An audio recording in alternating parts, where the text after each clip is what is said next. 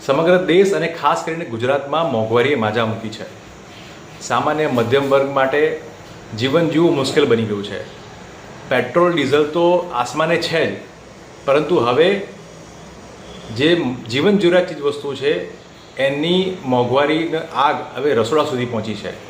ગૃહિણીઓએ સામાન્ય જીવન જીવવા માટેની કામગીરીમાં રસોડાનું બજેટ ક્યાંક ખોરવાઈ ગયું એવું સ્પષ્ટ દેખાઈ રહ્યું છે. સોયાબીન હોય, દૂધ દહીં હોય, ચોખા હોય, લોટ હોય, આ તમામ વસ્તુના ભાવ ડબલ જેવા થઈ ગયા છે.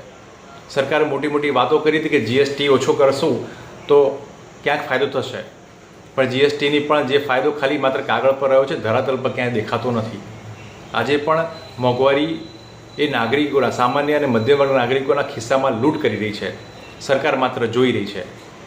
એવામાં કોંગ્રેસ પક્ષ સામાન્ય અને મધ્યમ વર્ગ લોકોને મોંઘવારીમાંથી રાહત મળે એના માટે સરકાર પાસે માંગ કરે છે કે જીવન જરૂરિયાત ચીજ વસ્તુઓ પર તાત્કાલિક ધોરણે કરમાં રાહત આપવામાં આવે, અને એની સાથે સાથે જેના કારણે મોંઘવારી ખૂબ મોટા પાયે વધતી હોય, એનું ખૂબ મોટું પરિબળ હોય એવી સંગ્રહખોરી પર કાબૂ કરવામાં આવે તો અને તો જ માત્ર આ મોંઘવારી પર ક્યાંક કાબૂ થશે.